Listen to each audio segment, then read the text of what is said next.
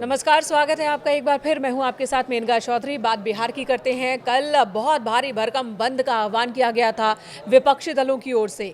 एक ट्रक पर तेजस्वी दिखे, राहुल गांधी दिखे, दोनों ने हाथ मिलाया और महागठबंधन के एक और दल के नेता मौजूद थे ट्रक पर और हल्ला बोल किया गया सरकार के खिलाफ, चुनाव आयोग के खिलाफ, SIR के खिलाफ। लेकिन शाम होते होते तक हल्ला बोल की चर्चा कम हो गई और चर्चा इस बात की होने लगी कि आखिर पप्पू यादव को क्यों ट्रक पर चढ़ने नहीं दिया गया, क्यों उन्हें चढ़ते वक्त रोक दिया गया सुरक्षा बलों की ओर से, और आखिर क्यों कांग्रेस नेता कन्हैया को ट्रक से उतार दिया गया। राहुल गांधी वहीं पर थे और उन्होंने कुछ नहीं कहा। अब चर्चा इस बात की हो रही है, तो इस बंद का आउटकम क्या निकला? जब भी कोई बंद या हड़ताल बुलाई जाती है तो ये देखा जाता है कि पॉलिटिकल आउटकम निकला क्या। तो इसी पर आज चर्चा करेंगे। हमारे साथ प्रभात जी मौजूद हैं, बिहार की राजनीति को बहुत करीब से देख रहे हैं। प्रभात जी, पहला सवाल तो यही कि कल के हल्ला बोल बंद, उससे विपक्ष के नेताओं के लिए क्या निकला? मेनका देखिए, हर बार बंद या हल्ला बोल या चक्का जाम का कुछ कॉन्क्रीट आउटकम निकले ये जरूरी नहीं है। हाँ। एक मैसेजिंग भी होती है। और कल भी जो महागठबंधन का ये चक्का जाम और हल्ला बोल था, उसका भी आउटकम कुछ कुछ वैसा ही है कि भाई करना तो बहुत कुछ था लेकिन कर नहीं पाए पूरी तरह। कर नहीं पाए पूरी तरह। इन लोगों ने जैसे ही अपनी मार्च अपना शुरू किया इनकम टैक्स चौराहे से, पटना का बहुत फेमस चौराहा है इनकम टैक्स चौराहा, वहाँ से इन्होंने अपना हल्ला बोल शुरू किया। थोड़ी दूरी पे आगे बढ़ते बढ़ते पुलिस ने इनको रोक दिया, बैरिकेडिंग कर रखी थी क्योंकि इनके साथ हुजूम था ये बहुत बड़ा। भाई आपको हल्ला बोलना था, आपको प्रदर्शन करना था या चुनाव आयोग के सामने अपना विरोध दर्ज कराना था। आप 2 4 5 नेताओं का एक प्रतिनिधि मंडल बनाते, आप लेके जाते, आप ज्ञापन देते, अपनी बात रखते, चले आते। लेकिन वो एक मतलब बड़े पैमाने पे इन्होंने बंद बुलाने की कोशिश की थी। और बंद बुलाने की कोशिश भी क्या कहें, उसमें पहले से ट्रेड यूनियंस और श्रमिक संगठनों का भारत बंद अनाउंस था। इन्होंने बहती गंगा में हाथ धोने की कोशिश की थी कि चलो हम कर लेते हैं, असर बड़ा धो पाए कि नहीं, हाथ धुला या गंदा ही रह गया? देखिए ये अच्छा सवाल है। हाथ धुला, थोड़ा बहुत धुला, पूरी तरह अभी वो जो साबुन का झाग जो था हाथ से, वो पूरी तरह नहीं निकला है। सबसे आश्चर्य की बात तो ये है ना कि मतलब मैं देख रहा था सोशल मीडिया पे काफ़ी चीज़ें चल रही हैं इस बंद और चक्का जाम और हल्ला बोल को लेकर। तो जितने बड़े नेता इसमें शामिल हुए थे, चाहे वो राहुल हों या तेजस्वी हों, उधर लेफ्ट पार्टी दीपांकर भट्टाचार्य थे, डी राजा थे, ये सारे लोग वहाँ मतलब जो जगह थी, जो ट्रक पे खड़े होके इन लोगों ने भाषण दिया, उसके बाद सब अपनी अपनी राह चले, जैसे कुछ हुआ ही ना हो। और उसके बाद भाई इलेक्शन कमीशन तक तो आप कम से कम वहां तक तो जाते। रोका जा रहा था। इलेक्शन कमीशन की ओर से भी कहा गया कि हम तो इंतजार कर रहे थे, आप आए ही नहीं। इलेक्शन कमीशन मतलब ये एक मीम चल रहा है सोशल मीडिया पे, एक मीम चल रहा है कि राहुल गए, तेजस्वी घर गए, अधिकारी देखते रह गए। अधिकारी इंतजार करते रह गए। तो हालांकि बाद में एक प्रतिनिधिमंडल जाके मिला जो सेकंड लाइन लीडरशिप थी या बाकी। जब भी ऐसा कुछ शक्ति प्रदर्शन तो नहीं, जब भी ऐसा कुछ आयोजन होता है, हल्ला बोल या बंद का आह्वान होता है सरकार के खिलाफ, सिस्टम के खिलाफ, जब कोई प्रदर्शन होता है तो दो मकसद होते हैं विपक्षी दलों के या किसी भी दल का। एक, शक्ति प्रदर्शन दिखाना कि हम एकजुट हैं अगर ये गठबंधन की बात है तो, और दूसरा अपने मोटिव को, अपने विरोध के पॉइंट को बहुत ही पुरजोर तरीके से रखना। तो अपने मोटिव को तो ये साध नहीं पाए, ज्ञापन जिस तरीके से देना था दिया नहीं इन्होंने। क्या शक्ति प्रदर्शन दिखा पाए? नहीं, आप एक बात बताइए ना कि आपको ज्ञापन कितनी बार देना है? इलेक्शन कमीशन के सामने आपको अपनी बात कितनी बार रखनी है? आप पिछले हफ्ते दिल्ली में आप इलेक्शन कमीशन से मिले, मुख्य चुनाव आयुक्त से मिले, और एक बार पहले इंडिया ब्लॉक के कुछ लीडर्स गए जिसमें कांग्रेस सबसे बड़ा प्रतिनिधिमंडल कांग्रेस अपना लेके गई थी। उसके बाद तेजस्वी अलग से जाके मिले हैं चुनाव आयोग से, और उसके बाद सुप्रीम कोर्ट में आप एक एक करके करीब 10 याचिकाएं आ गई हैं। उस पर सुप्रीम कोर्ट ने सुनवाई की, और अभी की खबर मैं बता रहा हूँ, जस्ट कुछ मिनट पहले खबर ये आ रही है कि सुप्रीम कोर्ट ने कहा है कि भैया SIR पे रोक नहीं लगेगी। ये संविधान पूरी तरह संविधान सम्मत है। संविधान के तहत निर्वाचन आयोग चुनाव आयोग जो है वो करा रहा है। यानी कि जो special आपत्ति intensive विपक्ष revision। की ओर से उठाई गई है अदालत हाँ, की नजर में, वो आपत्ति उसमें बहुत एक महत्वपूर्ण है। बड़ी जीत आप कह सकते हैं विपक्ष के हाथ में लगी है कि वोटर ID सुप्रीम का। कोर्ट ने कहा है कि आप आधार और पैन और वोटर आईडी को शामिल कर सकते हैं। हाँ। कीजिए, ये करना चाहिए। और अगली सुनवाई की डेट सुप्रीम कोर्ट ने 20 जुलाई दी है।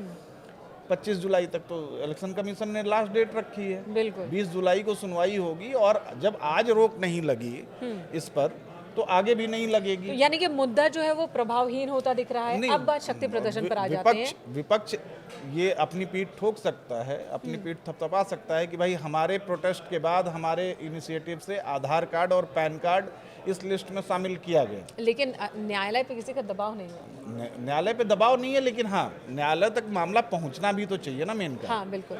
कि चुनाव आयोग ने अगर आधार तो कार्ड या न्यायालय में तो राशन पहले ही कार्ड शामिल मामला नहीं पहुंच रखा गया था, था। न्यायालय में मामला पहुंचा, कोर्ट ने फैसला दिया है।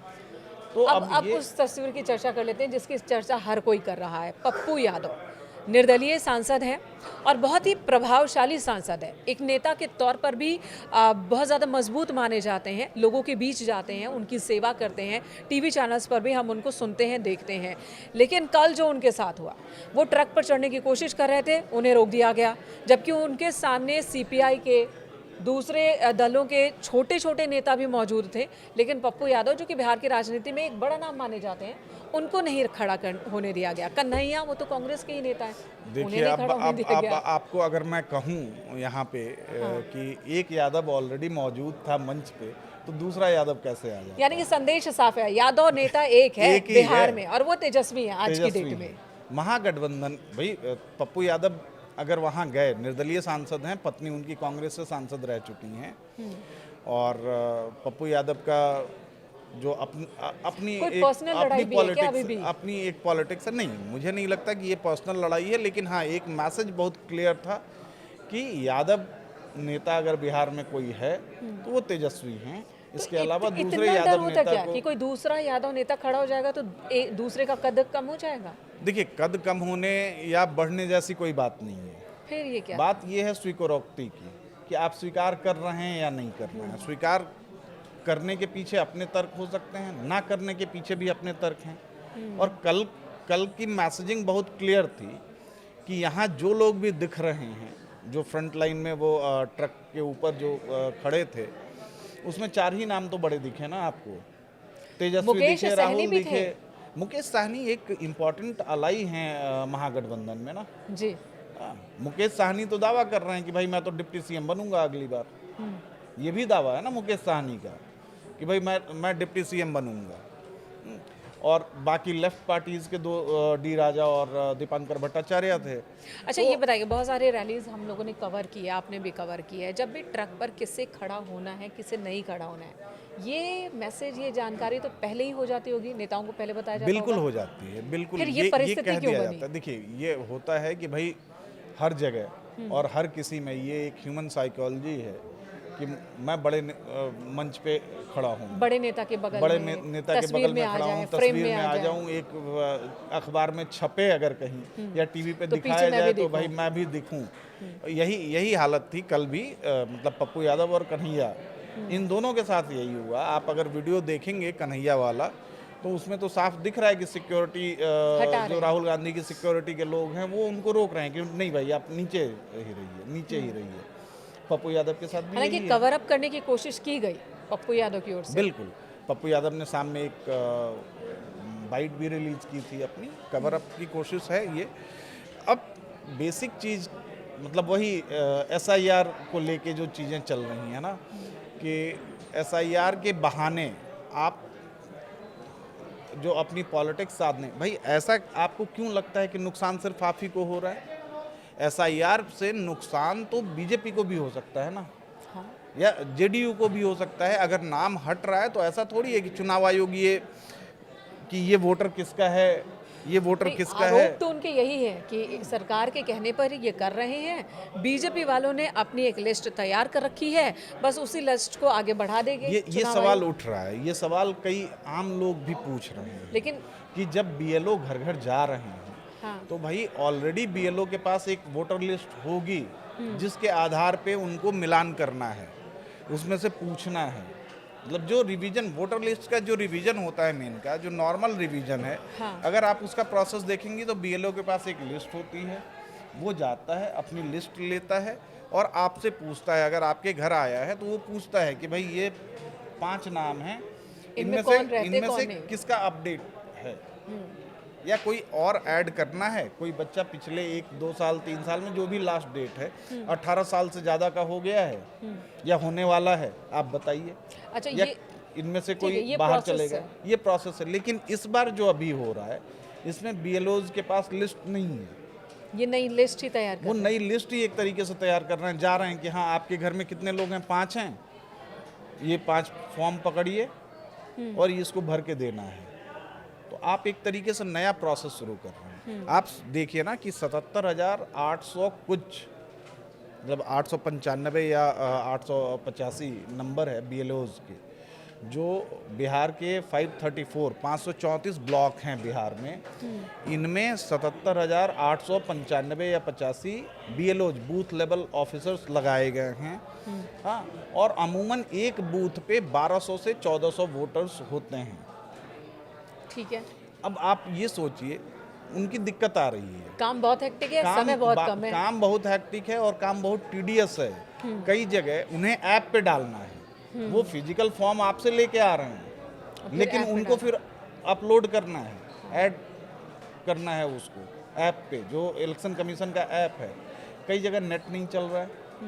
सुप्रीम नेट कोर्ट में भी स्लो है। सुनवाई के दौरान ये मुद्दा आया कि इतने कम समय में कैसे जी। होगा। चर्चा में ये बात भी आई, जो क्वेश्चन आपने भी उठाया था कि बहुत कम समय में इतना बड़ा काम करना है, इस वजह से भी विपक्ष जो है सवाल खड़े कर रहा है बिल्कुल। कि ऐसा तो नहीं कि ये- कोई ये- बनी बनाई लिस्ट है जिसे नहीं, आप जारी इसमें करने देखिए, वाले ये हैं। पिछली बार भी हम लोगों ने जब सर पे डिस्कशन किया था एसआईआर पर, तब भी मैंने कहा था कि ये 25 दिन का समय बहुत कम है, बहुत कम है। बहुत कम है। और वो भी बिहार जैसे राज्य में जहाँ 8.5 करोड़ वोटर ऑलरेडी हैं भौगोलिक और परिस्थितियां भौगोलिक बहुत, परिस्थितियाँ अलग हैं। अभी मौसम मानसून है। अलग एक परेशानी का सबब बना हुआ है। और आप उनमें जब ये सारी चीज़ें आप देखेंगी तो 1 महीने का समय जी। कोई सफिशिएंट नहीं है। ना कल के हल्ला बोल के बाद जी। इस मुद्दे को विपक्ष आगे कैसे ले जा सकता है? देखिए, विपक्ष के पास एक बना बनाया राग है, हाँ, जो चुनाव आयोग पिछले कुछ बिका हुआ दिनों है। में कि चुनाव आयोग पर सवाल वो हमेशा उठाते रहे हैं। हाँ। अभी जो सर को लेकर महाराष्ट्र का एग्जाम्पल ये दे रहे हैं। राहुल गांधी ने कल अपने भाषण में कहा है वहाँ पे कि महाराष्ट्र में आपके वोट की चोरी हुई, आपके वोट लूटे गए। उनका दावा ये है कि महाराष्ट्र में बीजेपी को फ़ायदा पहुंचाने के लिए नए वोटर्स के नाम जोड़े गए हैं जो वोटर लिस्ट में नहीं थे। और उसके उलट जब वहाँ जोड़ा गया है, इसके उलट बिहार में तर्क उनका ये है कि यहाँ बीजेपी को फ़ायदा पहुंचाने के लिए वोटर्स के नाम हटाए जा रहे हैं। तो भाई वो तर्क दे लीजिए कि जोड़े गए, या ये तर्क दे लीजिए कि हटाए गए। अगर आप ये कह रहे हैं कि महाराष्ट्र में जोड़े गए, तो आप ये कैसे कह सकते हैं कि बिहार में हटाए जाएंगे? आरोप लगाना है तो कुछ भी लगाना है। आरोप लगाना है, ये हमेशा वही हालत है। देखिए, चुनाव आयोग अभी एक रिपोर्ट कहीं पढ़ रही थी मैं कि जो सीमावर्ती इलाके हैं, खासकर जहाँ पर मुस्लिम बहुल आबादी है, वहाँ पर जितनी आबादी है उससे कई 100% ज़्यादा वोटर कार्ड है। आधार तो ये कार्ड और कैसे वोटर मुमकिन कार्ड है? है। ये देखिए, ये जो आप जिन इलाकों की बात कर रही हैं ना, वो सीमांचल के इलाके सीमांचल। हैं। किशनगंज, पूर्णिया, कटिहार, अररिया, फारबिसगंज और ये वाला जो इलाका है, ये मुस्लिम बहुल इलाका है। इनमें से कुछ ज़िले तो more than 60% Muslim population type वाले हैं। और उन्हीं इलाकों में ये बात की जा रही है। ये एक चिंता का विषय है कि अगर ऐसा है वाकई कि आधार कार्ड या वोटर कार्ड डुप्लीकेसी में या फर्जी बने हैं, या जो लोग नहीं हैं, बाहर के लोग हैं, उनका भी बना हुआ है। और तो ये रिपोर्ट एक से भी जांच तो आई का ना कि process है। डेमोग्राफिक चेंज, उत्तर प्रदेश हो, उत्तराखंड हो या बिहार हो, जो सीमांचल एरिया, सीमावर्ती जो ज़िले हैं, गांव हैं, वहाँ का डेमोग्राफी बहुत तेज़ी से पिछले कुछ सालों में बदला है। तो demography- हिंदू बहुल इलाके भी अब मुस्लिम बहुल हो चुके हैं। लेकिन सवाल मुस्लिम बहुल होना नहीं है, बल्कि सवाल वही है कि ये क्या वाकई वहाँ के रहने वाले हैं या घुसपैठी है? नहीं नहीं, तो फिर देखिए, वही चिंता है क्या? अगर अगर फिर तो सवाल व्यवस्था पे उठती है ना कि कोई घुसपैठ कैसे कर कि, लिया? कोई घुसपैठ कैसे कर लिया, और अगर घुसपैठ करके उसने वोटर आईडी बना लिया, आधार बना लिया, राशन कार्ड बना लिया, तो आपका सिस्टम क्या सो रहा है? नहीं, सिस्टम में तो खामियां हैं और उसके कई एग्जांपल्स भी हैं। तो यही चीज़ सिस्टम है में ना कि खामियां हैं और कई एग्जांपल्स भी हैं। सिस्टम अगर आपका सो रहा है तो फिर आज आपकी नींद खुल रही है चुनाव से ठीक पहले।